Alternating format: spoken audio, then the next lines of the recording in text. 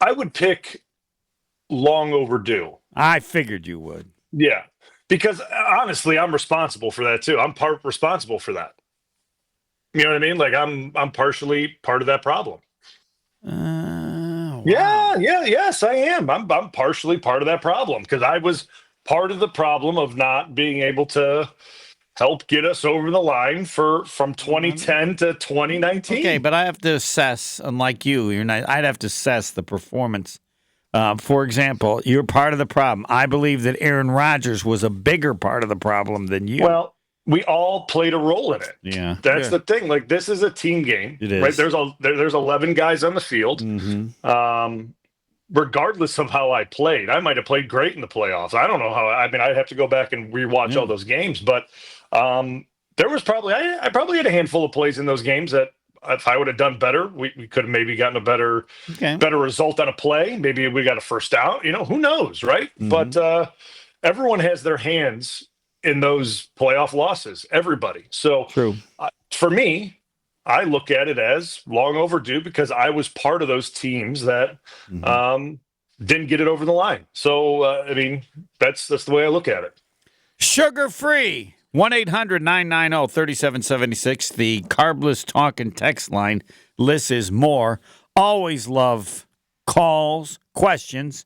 If you care about anything, you automatically have questions. That's how I determine if you care. And always disappointed we don't have more questions for the doctor of football than we do. But sugar-free. Let her fly. You're on 94.5 ESPN. All right. So we got an offensive lineman, an expert on this on your show. Nicely put. That's what I say that he is, an expert. That's right. Yes. So he's going to agree with me here where nobody else is saying anything about the offensive line. Now, they did improve with Banks, but if they put Jenkins at center, that is a sin upon sins. So I'm going to ask Bryan. Whoa, wait a minute. Wait, hold on. I'll let you finish. You just say it's a sin. Now, why is that a sin? When you say that, you got to explain why. I'm going to get to it. Well, there's no get to it. You better lead with it. I'm going to lead with it. Hold on here. I'm going to ask Bryan, who is the top two offensive linemen right now as what you believe right now, the two best offensive linemen the Packers have? It's Tom and Elton. Yes, correct. So, and all of us thought, another thing, let me just add this. Everybody thought that Myers was going to get overpaid out there on the market. That's why we couldn't retain him. So that wasn't the case. The case was he was bad, and the Packers didn't want him back. That was what happened. Whoa. I don't know that that's true. I don't think he was bad. Who did you call him? The expert? I didn't think so either, Let's ask the expert. I don't know that. Do you, Bryan Bulaga, do you think the Packers thought Myers was bad? I say no. I thought they saw a system that would make them better. But bad, no. But now I defer to the expert. So this is what I will say. So in Myers' case, I was critical of him over the last few years, but I thought this last year he performed well, and I think the inconsistency of his performances from years prior to this year, I think, is what potentially scared some teams away. Would be my call. So that's why he's on a 1 year. He's essentially on a show me deal to do it again, replicate it, show us again, and that's the way I look at it. In Green Bay, they don't really do those too much. They don't. That's not really the way they do it, and the way that they like to operate on the offensive line. That's not something that they're doing a bunch of, or at least in my time there, they're not re-signing a guy for a year to show us again. Like, it's just not their MO, so to speak. And I don't know the whole thing that happened. I mean, I know that he was cleared with the injury. I don't really know what happened with his leg at the end of that Philly game. I don't know the injury and all that. So that may also be a factor in this thing. So that's another thing to think about, I guess. But again, that's the way I looked at it. Because I think his performances this year have been better than they were in years prior. That's from what I watched. All right, sugar-free, where are you now?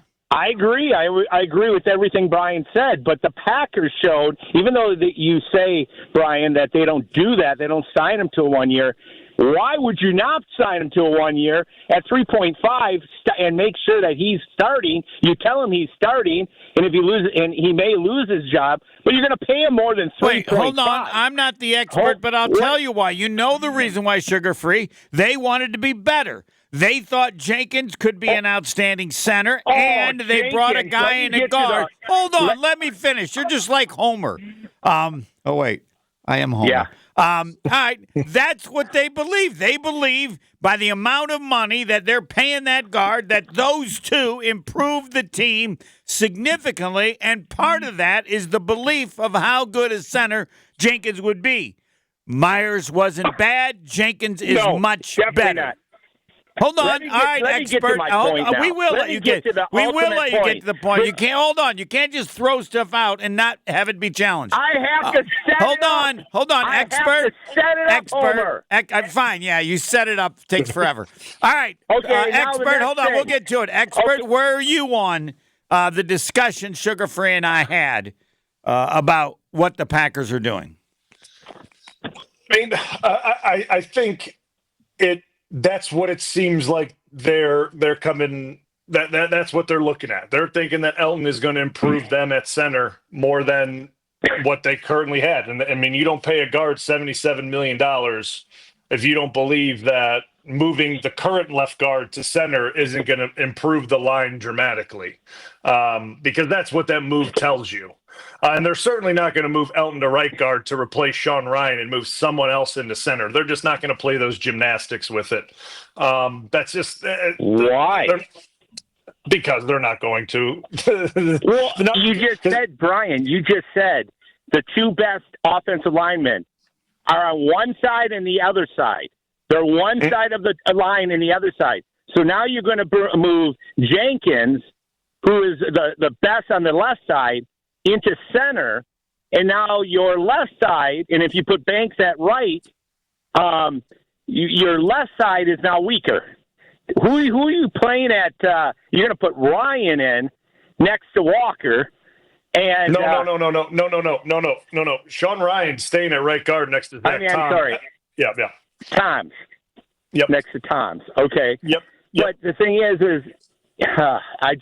I think they need to put Ryan in at center, or get a center in another center that's out there in free agency, and either move Jenkins to the right or move Banks to the right, and keep those two guards, keep your two tackles, and get a center. I just don't believe how much you have talked and how much I've seen of football that the center, even though you're saying that their communication is that needs to be there, that the center doesn't have to be the most gifted guy on the team, and that's what concerns me. No, you're right. Maybe listen, you're 100% correct on that, and I'm not taking back what I said on that. I mean, from a blocking standpoint, they are not as responsible as, say, other guys on that offensive line. So you're 100% correct on that. That is the risk you are taking if you do that move, that one of your best blockers now is not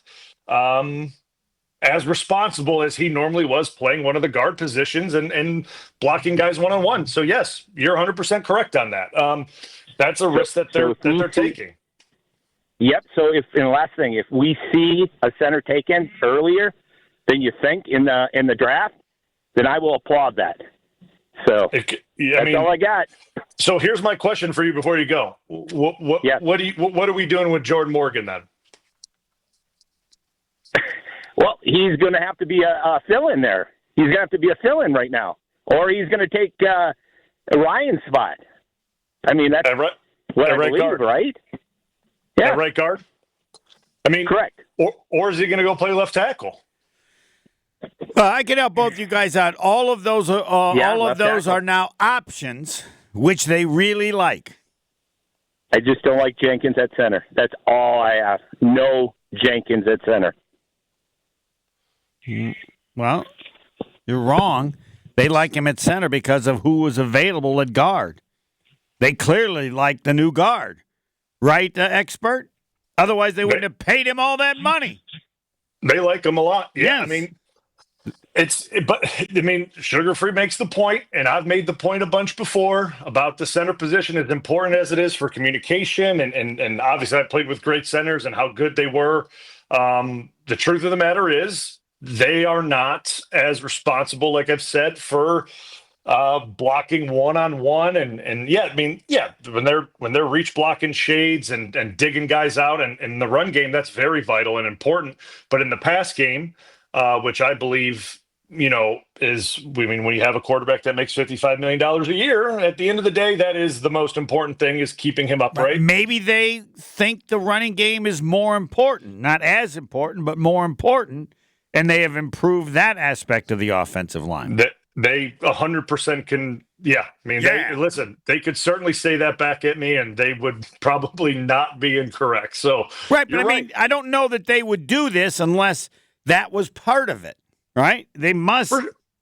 For sure. They think, they think that they've improved it.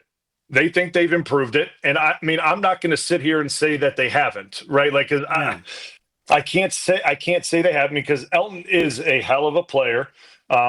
He's very good. He's very versatile. He's one of the guys that I've told you that he's played every position. Like, he's played up and down the line. He's one of the few guys that can do it, which is wild to me, right? Like, he's done everything.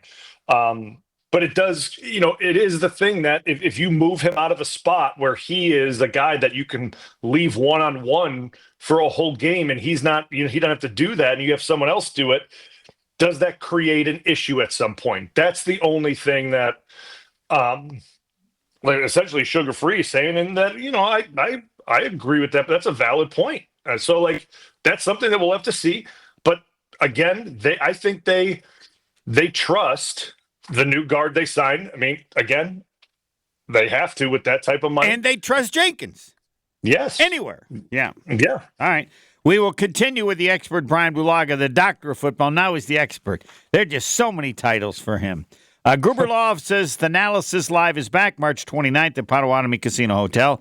Join Thanasis for a live show that is going to entertain fans like none other. Last year, Thanasis surprised the MVP, Giannis, his brother, with a surprise appearance from Stephen A. Smith. So you never know what Thanasis has planned for this year, but I'm saying it and telling you, Thanasis has something planned.